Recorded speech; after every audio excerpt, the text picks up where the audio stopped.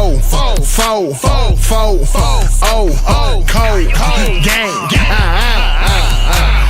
First round draft pick. Welcome to another episode of Cold Game. I'm your host, Isaiah Dotson. I'm here with my co-host, Malcolm Bennell. Cuz, what's happening? Cousin. I'm feeling good, cuz. How you feeling? Feeling good. What's today? Tuesday night. Moving along the week, you know. At my favorite part of the day. Absolutely. Another day removed from, that tragic ending to the Pacer season. Another day of recovery. Another day of getting this process out the way. Sunday we took the L. Monday, the national media and the news they covering obviously the Tyrese injury and OKC winning the championship. Today was OKC's parade, all over Bleacher Report, ESPN, all the regular sports platforms. So we just getting past that. I've been ignoring everything all day. I don't want to see it. I don't care for it. Tyrese made a post yesterday just confirming it was an ACL tear. As we all know, his expected recoveries expected to last until next season. He's going to be out for the whole season next year. We won't see Tyrese again until the season of 26, 27. Mm-hmm. So, I mean, he has a long road of recovery. So, basically today we just want to give our thoughts on the Pacers offseason outlook, our strategy heading into this offseason, some questions that need to be answered, some concerns that we have, and just get a clarification on this season in its totality, but also we're looking forward as well. So I guess the first thing we're going to talk about is Tyrese, obviously, with his injury, Achilles tear, like we were saying, out for the year next year. Cuz how do you think that affects the team? And how do you think it affects Tyrese? And what are you looking forward to his recovery and also when he comes back? Talk to me, cuz. Yeah. First off, I just want to say, get well soon, Tyrese. You got a whole city behind you now, so you got to worry about that support when you get back. But moving forward, I've heard a lot of things, a lot of talking heads, as he would say. First things first, we need to figure out who's going to be manning that ship next year, and I'm just speaking specifically on the 25-26 season. And I've heard a couple good things. One of the best things I heard was let Andrew Nembhard step up, and I think that could be a positive for the Pacers, if we think a long term, because we got Tyrese for a long time. So with that being said, if Andrew Nembhard can get a season under his belt of conducting that offense, running it, and I think, he showed glimpses of it in these playoffs that he can do it. I would like him to cut down on them turnovers. But I think that'll be a good option for the Pacers moving forward. As for Tyrese, first off, he has to get better. He has to get well. He has to heal. He has to recover. But like you said, that 26-27 season, I'm not looking for, Tyrese to come out, 28, 30, 40 minutes a game. I want to see him, especially first coming back, maybe, 15 minutes, here and there, just to get himself back going. I'm looking for Tyrese in that 27-28 season. That's when I think we really going to see Tyrese back at this peak. I feel like Tyrese is at his peak right now. He was at his peak when he snapped that Achilles. And to get Tyrese back to that peak, we won't see him until 27-28. But I think it's a good and a bad thing because now he has made himself a household name. So he's about time he's back. The league is going to change within that 2 years drastically. There's going to be drastic changes in the league. You might see a LeBron James retire. You might see, things are going to happen around the league in 2 years.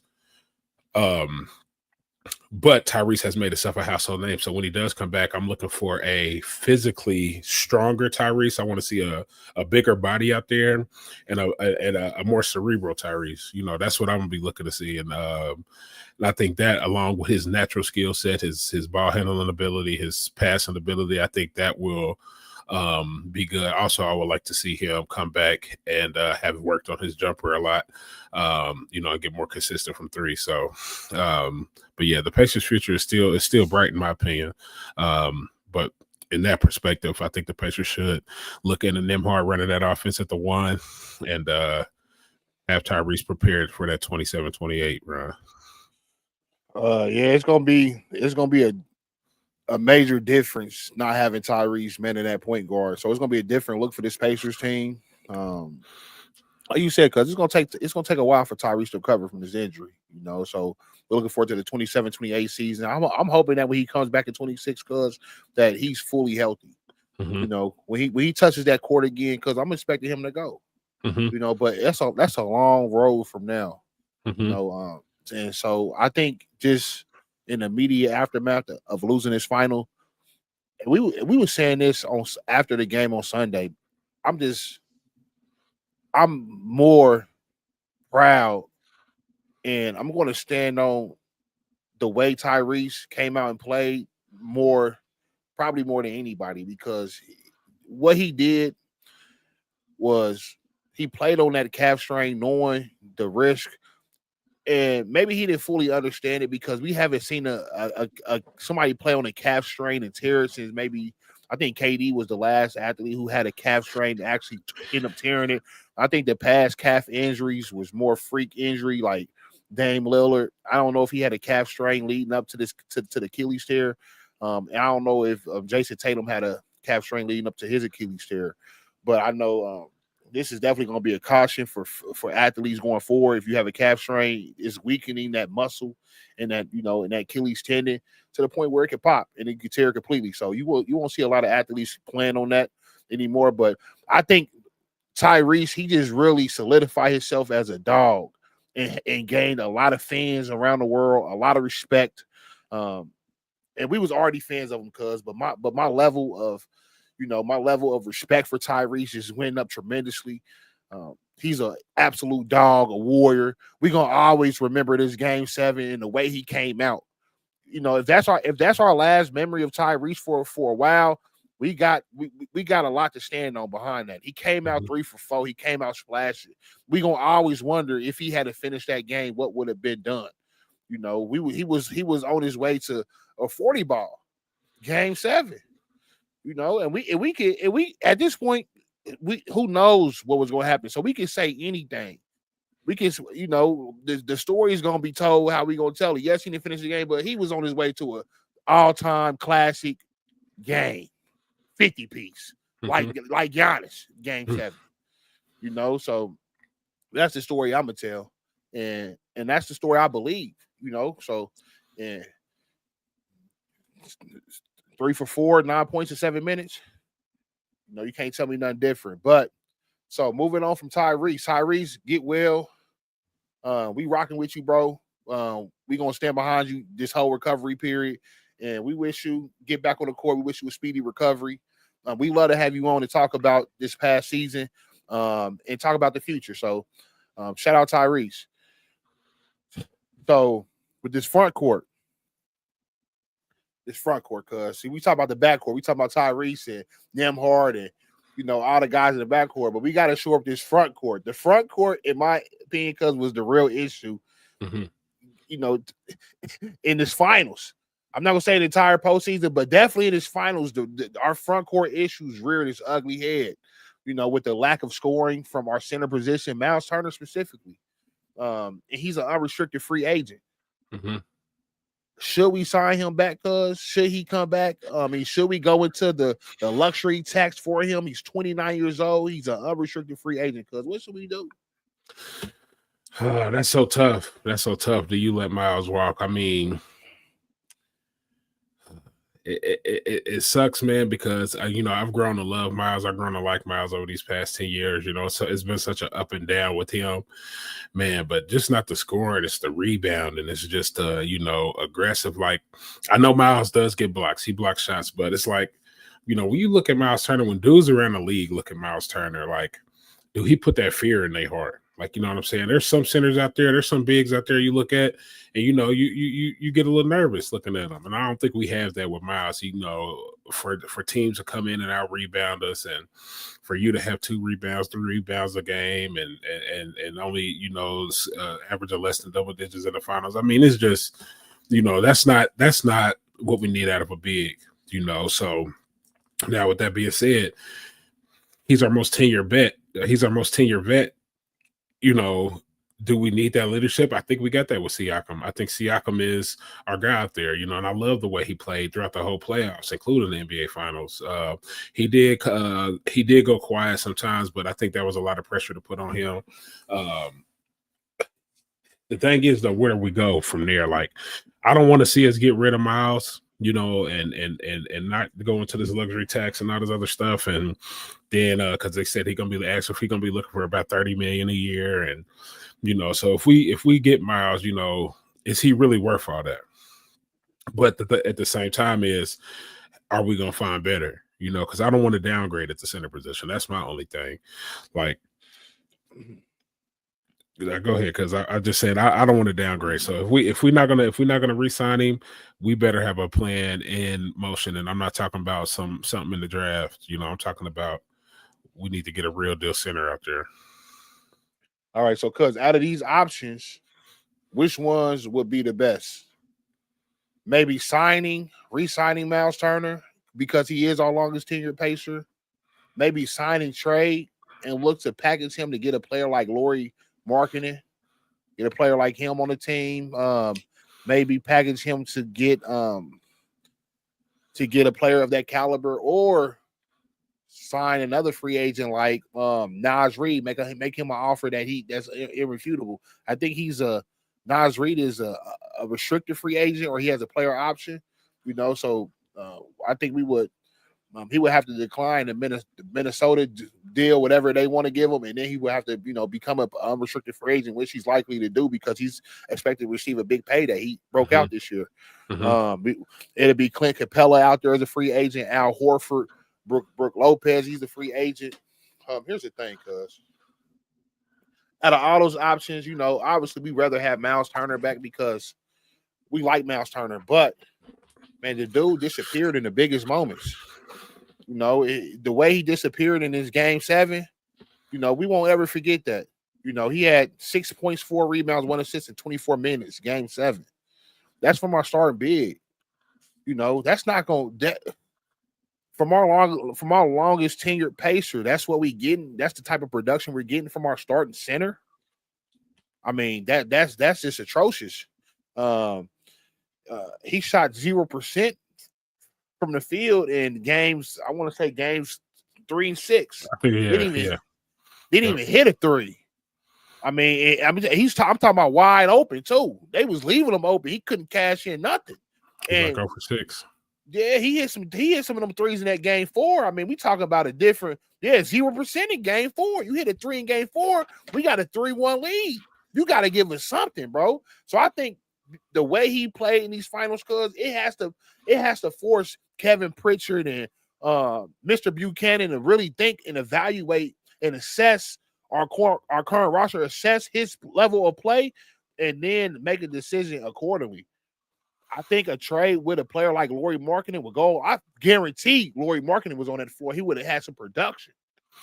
I love that because that was a name that hasn't crossed my mind yet. The only thing I think Lauri Markkanen could come in. I think if Lauri Markkanen could come in and he instantly makes our offense better instantly. But the thing is, though, is Lauri Markkanen gonna get down there and bump and grind for them rebounds, because that's my thing. Who's gonna rebound the ball? We can't have Aaron Nesmith and Tyrese Haliburton leading our team in rebounds. I mean, I guess that's kind of the way to lead with Luka and, you know, dudes like that getting triple doubles and stuff, man. But I want a big down there that's gonna secure that rock, man, because the way Mitchell Robinson came in from New York and just kind of bullied us around, man, I ain't like that. I really didn't like that, and not being able to rebound the ball. And I guess it's not that big of in today's game with the 3-and-D fast pace. I guess rebounds are not as a premium as they used to be, but still, man, when we need them, man. And giving up offensive boards, it leaves a bad taste in my mouth. So I love the Lauri Markkanen. That sounds. I mean, I think that's an upgrade from Miles. I mean, in my opinion, but Larry Markkinen to me, he kind of reminds me of a like a Karl Anthony Towns type. Not their game, but their mindset. I feel like them is 2 7-footers that like to play small ball. Like, you know what I'm saying? They like to play like little guys. At least Karl Anthony Towns will try to get to that cup sometimes, but they're not trying to bang it out down there with no big uglies. Like, so but I think Larry definitely makes us better on offense than Miles. Lowry, then also it's been maybe thought about maybe a trade with Dallas. Dallas got a whole bunch of centers over there. Obviously, AD, he don't like to play center. He wants to play power forward. And Dallas has Derek Lively coming back from an injury. Maybe Dallas would be willing to swap Derek Lively for Miles Turner. We give him a pick, because he's a younger guy. So I think that piques my interest. But then also, before we wrap it up talking about Miles, my last hit memory from Miles, besides all the mysteries, cuz my bad, y'all. My bad. Besides all the mysteries, is going to be that final play in New York where Tyrese takes it through the lane and he bounces it back out. And I just thank God that Tyrese didn't kick it to Miles Turner when he was screaming for that ball. I just thank God he didn't pass it to him, because that was one of the last plays of the game. He was give me. Yeah, he had them hands up. Yeah, he had them hands up. That's probably my final thought. Thank God Tyrese didn't pass him the ball, because I guarantee he would have boink. Right. Boing right off the back of the rim. So yeah, we need to definitely upgrade Miles. Whatever they decide to do with you, it is what it is. If I was in the front office, I recommend. I'm telling Chris Buchanan. I'm telling Kevin Pritchard, man, hey, he gotta go. Mm-hmm. You gotta go, man. He only had 4 rebounds, game 7, and then assists, game 7. I mean, what were you talking about here? So let's sign him. Let's sign him and trade him. Mm-hmm. Let's try to flip. Let's do this. Let's do the flim flam. The flipperoo. The flipperoo. Let's get him out of here. Let's get him out of here. That era is over with. You feel me? Yeah. At least with the side of trade, at least you're getting some money, man. Like, hey, we didn't do you out of 50, but get on up out of here, bro. Hey, I'm all set, man. We ain't gonna have Tyrese. I definitely don't want to be seeing you all year, because that's all I'm gonna be thinking about. I'm gonna be thinking about Tyrese every time you miss a shot. You're right. All right, man. So another thing, cuz we're gonna have to cover is our rotational pieces in our depth. Do we trade a player like Obi Toppin, Mathurin, or do we try to upgrade their role, since Tyrese isn't going to be, Tyrese isn't going to be there next year? Do we upgrade a player like Mathurin's role, or do we use him as trade bait? Try to upgrade into a more proven scorer, because we know he's a scorer, but maybe we can get a more proven scorer, and maybe package a player like him and Obi together. Or, what's your thoughts on that, cuz? Yeah, I like both them guys. I think they both play well, considering during the playoffs, especially Obi Toppin. I think he's I think he kind of fits the Pacers. I mean, it just depends, like, what Rick Carlisle's looking to do. But I think as long as Rick Carlisle's the coach, I like Obi on our team. Now, the thing with Mathurin is he is young. That was his first playoff run. I don't think we get rid of him just yet. Because I think what he has 2 more years. He got 2 more years here on his contract. Mm-hmm. I would love to see what he does next year. What about Jarris Walker? I mean, yeah, we could definitely talk about trading. We could talk about trading him. I think we can get something from him, but not being. I definitely think we need another year of being, just to, we don't want to pull the trigger on him too early, because as much dumb shit as he does, he has showed us glimpses of that he can, really do it. And I think with Tyrese being out, dudes like Nembhard and dudes like Mathurin, this is your time to shine, man. For real, this is your time to get paid. This is your time to shine. So, and I think Obi Toppin's found a home here too. So I don't know how that's going to work out with him money wise, and what that means in the front office and the numbers and all that other stuff. But I don't think you just let a dude like Obi slip, because Obi came in and gave us some valuable minutes. Now, if we can get something for Obi, then yeah. But I don't think you just let him slide for nothing. Well, Obi. So Obi was on record saying Obi scored 0 points in that finals game. 0 points. He went over. He was missing shots all over the place. But he said when he saw Tyrese, his bro, and which I have to. I'm gonna give him some rope. He said once bro went down, quote unquote, it sucked the life out of him. So I can see how that devastating injury could play a part. It probably was in his head seeing, his brother, his bro, his teammate go down on the court, collapse. So that probably did play a role in it. But you did score 0 points in the game 7.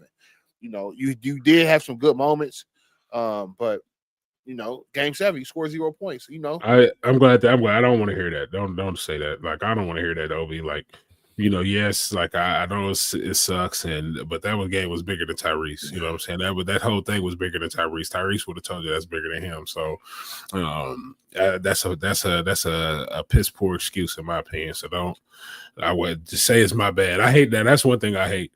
Don't have a bad performance and don't own up to it. Like don't say, oh man, I was just feeling so down on myself because Tyrese. Hey, I mean, so you telling me if you went down, you think Tyrese would have went over, and not shown up in game 7? Like that's not how that works, bro. Like that means you play harder. Not that I was down in the dumps. Nah, I don't want to hear that. Yeah, so we got to figure out what we're doing with our rotational pieces. Players that we want to see step up. Obviously, Neesmith, we got him on 2 more years, $11 million per year. So I want to see him step up and grow into a bigger role. Obviously, Nembhard, he's going to be a feature, in our offense. He's going to step up. Mathurin, like you said, cuz we got to. I agree with you. We want to see him for another year. He's only 23 years old, still very young. I want to see him take his next step in his growth and maturation. Also, with these forwards, cuz I see we have a type. We have a type, and it's a type. It is just not our type. It's a type around the league. These 6'7", 6'8", 6'9" forwards who can dribble, shoot. That's our, that's the mold. That's the meta right now. And we have a couple of them with, Jarris Walker, and then we got Johnny Furphy that didn't get much playing time, but he showed glimpses in his time that he did play, and he was killing in the G League as well too. So I want to see which one of those players are going to break up. They're probably going to get more minutes next year, but I mean, hopefully Johnny Furphy can come through and do his thing. He's 6'9", 4 who can shoot. And he got some athleticism. Jarris Walker, when he was playing, he was cashing out. He had one of the highest 3-point percentages in the league. So I want to see if he could take that next step. So I say we keep our core intact for right now. Give them a year to grow, and then we'll see what happens after next year. Pascal, they got a great veteran in Pascal. He's gonna lead them boys, man. Let Pascal be the veteran that he is. He's an all-star. Let him be the voice in that locker room and let them get in the gym together and let them grow. So that's our season out. That's our off-season outlook. If I had to give the Pacers season in total a grade, I'm giving the Pacers season. I'm giving them an A. I think you get the A+ if you win the whole thing. That's an A+ season. But we was the second final team standing. We was number 2. That's an A. That's a solid A. And we had some all-time memorable moments that's going to be played on NBA classics, on these NBA clips for the next 25 to 50 years. They're going to be playing what Tyrese was doing in these playoffs. He gave us all-time classic games. They ain't going to never take that away from us. I got one of my homies, he called me, man. He a New York Knicks fan. He called me, and we got a saying that we like to say to each other, the further you go, the worse it hurts. Well, I ain't gonna lie, cuz it didn't hurt in the sense that it crushed me that we lost. It only hurt me because we lost our dog, man. We lost, we lost a dude that was killing for us the whole time. That's what hurt the worst. That hurt more than the loss itself. It hurt coming out that finals and knowing that our star player, our superstar is gonna miss the entire year next year. He wasn't able to complete what he started. Imagine a dude that you've been going to war with and fighting in. We didn't been down together. We didn't been up. We didn't have these extreme highs and we didn't have these extreme lows. But, on the final battle,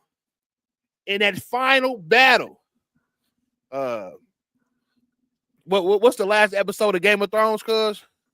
I haven't got that far yet, but if you watch the Game of Thrones, man, imagine being in that final battle and seeing Jon Snow go down early.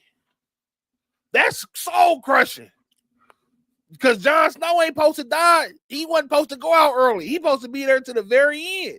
Mm-hmm. If he go out, as the battle, he'd already knocked a couple dudes down, and all of a sudden he gone, man. I mean, the morale's gonna be gone because Jon Snow gone. Tyrese is our Jon Snow. Mm-hmm.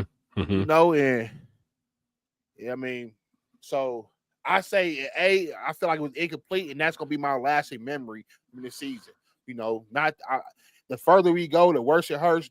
That's not true. It hurts because we lost our dog, but it feels great that we stumped on the Knicks, and we gonna hang a championship banner because let's keep everything in perspective. We gonna have a championship banner hanging up in the rafters. It won't be an NBA Finals championship banners, but it will be an Eastern Conference Finals champion. Mm-hmm. And we went through and we had to go through the whole East. We lined them up. It wasn't just the weaklings in the East. It was the best in the East. Giannis, former champion, former MVP, former Finals MVP, knocked him off. Number one team in the East, Cleveland. Defensive player of the year. Defensive player of the year, knocked them off. And then New York, and they loudmouth, and they media, and the circus that comes with them, got them out of there. Eastern Conference Finals champions. So I'm keeping that perspective. A season for me, cuz. What do you think? I think you're spot on. Definitely get an A. I think, take the best team in the league to Game 7. That's an A. If we would have lost in 6, that would have been a A minus. If we would have lost in 5, B plus. But they took them to 7, and I really want to give them an A plus. But I can't just because we didn't win. But get an A. Oh man! Breaking news, y'all! Breaking news on ESPN. Just hit the phone. DeWanna Bonner misses 5th straight game. Reportedly wants out of Indiana. Who is this? DeWanna Bonner. She wants out of Indiana, man. She don't want to be on the Fever no more. Yeah, they showing Caitlin too much love, huh? I mean, well, I seen it from the first game.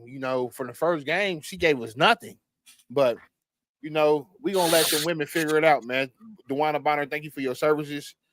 We appreciate you, but your services are no longer needed. You missed 5 straight games, and it's for personal reasons. You want out, get her gone. Bye. Yeah. Bye. Yeah, it's our first year. Ship her to the slums. You know what I'm saying? Like, you don't want to be here. We'll see you somewhere you don't want to go for nothing. Send her to Chicago. Right. Yeah. Sit there for nothing. Send her to Chirac. Right. Hey, right. For a box of Twinkies. Yeah, get out of here. We'll take Haley Van Leet. Mm-hmm. And her social media presence. We'll just have her. Hey, we need them 5 million followers. Right. Facts. All right, Cuddy, man. So tomorrow is going to be NBA draft. NBA draft is tomorrow. Number 1 pick. I think we already know who's going to be Cooper Flag. But I seen in our group chat today, the topic came up, man. Who's some of the topic came up? Who is the best player in the draft, in your opinion? So I guess we could talk about it. And I would love to get Guru, because we need you. We need you call into the show if you can, man. Call in, cuz. Get you on here. We need your opinion on this too, man. But I'm gonna ask you, cuz, who is the best player in the draft?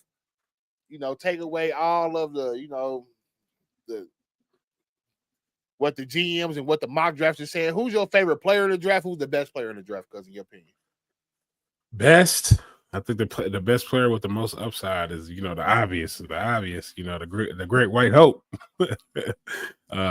Cooper Flag. My favorite, the person, the one that,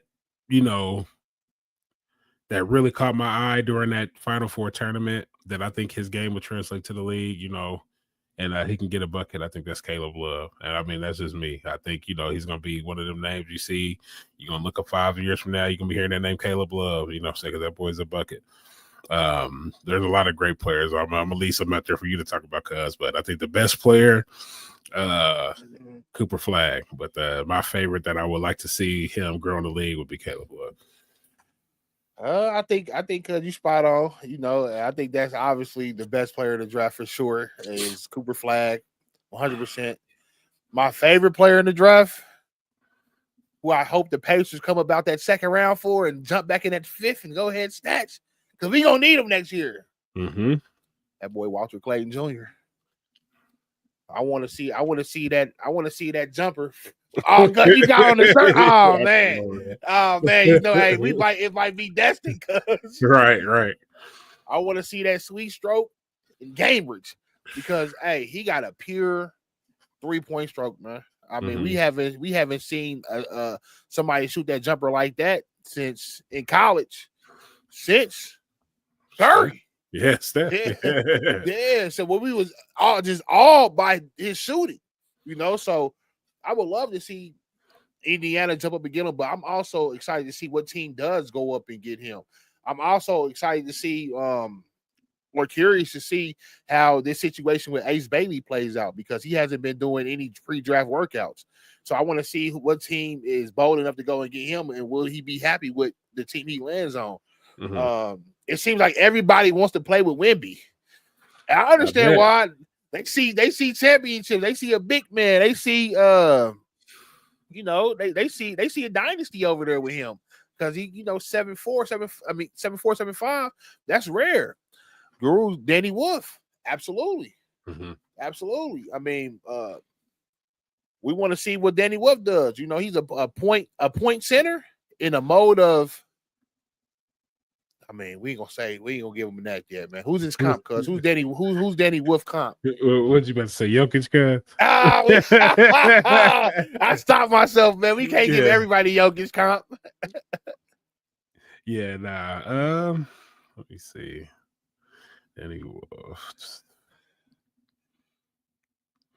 I don't know, cuz. I don't know. How tall is Danny?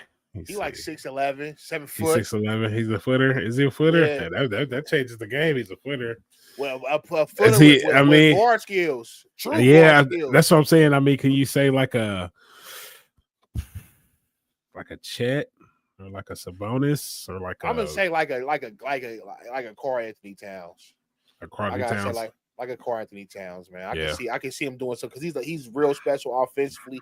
I don't know how he's gonna do defensively because they're gonna put him in that pick and roll, move your feet, bang, bang, bang, move the feet. You know, so we're gonna see how he does defensively, but offensively, he's a gifted player, just like Derek Queen, another one of my favorite players from the draft, a very gifted, special player offensively. I thought you was gonna break him up, Curly. Now let me see. Let me ask you this, because you think. How long do you think, with Derek Queen being a young guy, being a freshman, how long do you think it will take him to make a starting rotation in the NBA? I think he starts day one. I think you got to start. Yeah, I think you got to start Queen day one, just because he's not going to be able to carry a complete NBA offensive load his rookie year, but he could definitely facilitate offense. Oh yeah, he can facilitate, and I say he can facilitate offense because he's a talent. He's a gifted passer, a gifted low post scorer, and he sees the entire floor. And a player like him, he has to get touches because he get touches. He has a great feel for. He has just a great feel for the game, and he's gonna make plays happen. And his post work, cause his footwork in that post, I haven't seen a player with that kind of footwork in the post since coming out of college, since like a Jahlil Okafor. And that's and you know how Jahlil, his game necessarily didn't translate to the NBA how we thought it would, but he was so gifted in the post and with his footwork, you know, and that's what made him such an intriguing prospect. I think Derek Queen is in that same mold, but I think they've been training him to be equipped with today's NBA, with being able to step out. He's already been working on that jumper. We see him taking jumpers and shooting from outside during the NCAA tournament run, doing that Big Ten tournament all throughout the season. So he knows he has to be able to stretch the floor. I don't think that's one thing that Jahlil Okafor really didn't do coming into the league. I think Derek Queen already has that mindset that he's going to be able to stretch the floor. And I also think his playmaking skills is on another level. So Jahlil Okafor didn't have the playmaking skills that a Derek Queen had. Derek Queen with that ball in his hands is a bucket. And he's a bucket not only because he can score for himself, but he can also make the right play. Sometimes that's what it comes down to, just making the right play. You know, some dudes they don't know. You know, when you see a dude cutting, how to hit him just right on the money. You know, is it a bounce pass, overhead pass? He has like I say coming out, he has Jahlil Okafor post work, but he has Kevin Love court vision. That's what I was about to say, Kevin Love. Kevin Love court vision, and that's a major compliment. That's like the highest of compliments. Yeah. Because that separated Kevin Love from he was a unicorn based off of that alone. Oh, they was talking about Kevin Love was coming out of college. Kevin Love was the coldest thing smoking. The coldest thing smoking when they got to Minnesota. So, yeah, that's a compliment of compliments, cuz. So I'm excited to see how his game translates. I mean, we spent a lot of time covering him this past NCAA tournament. So I want to see how his game translate. Is there any international prospects, cuz? Anybody from overseas that we should keep our eye on? You have to get back to me on that one, cuz. Who do you got in mind? I don't know. Hey, that be the thing. I don't be know. Hey, listen. Hey, they get to talk about the international boys on Castle as well. Sprays Young Good. Yeah, Sam Castle. Is it Sam Castle? What's Castle's first name? That point guard. Stephon Castle. Yeah, he's nasty too. But now when draft night come around, I'm watching that draft and I get to hear them, you know, out of Lithuania, out of Argentina, out of, you know what I'm saying? I get right on the line. Like, what is that? Where they find him at? Right. You know, he wasn't in the NCAA tournament. Not at all. Not at all. And somebody's gonna find one too. You know, the thing like they found Giannis. Giannis was like top, he was a lottery pick, but he was late lottery.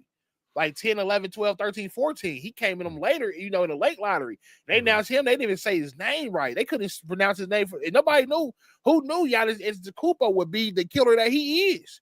You know, so international scouting is a different breed, but somebody's going to hit on something. Something is, you know, something going to say that guy Rozier at Atlanta, he's going to be scary. Oh man, he's going to be scary because I just had flashbacks of him. He's going to be a scary guy, you know, in the next year or two. By the time Tyrese be coming back, I mean, he might be one of the guys that we got to go through. And Paolo and them in Orlando. Now they just gaining more experience. They like a younger version of us. You know, this their first year in the playoffs, but they a young, tough team with some with some young, tough dudes. That's only going to get better. So, I mean, I like Pablo's game. Pablo Banchero, I like his game. I like his game, and I like your boy out of Detroit's game. Not really last year was, and they both soft. Who is that, cuz? Who's both soft? Dude from the Hawks. Dude from Wisconsin. He talking about and then the dude went number one. This is the big man from the Wizards, man. Star, who was it? Alex Star or whatever? Yeah, Alex Star. Yeah. He wasn't really making no noise, man. So, all right, but man, so we're gonna see how it goes down, man. We appreciate y'all tapping in. You have it. Make sure you leave a like, comment, and subscribe. We on all platforms, man. And we're only gonna go up, man. Look out for the merch that's coming soon. So we got some dope merch that's coming for y'all. Y'all know what it is, man. Cold game. Okay. Cold game.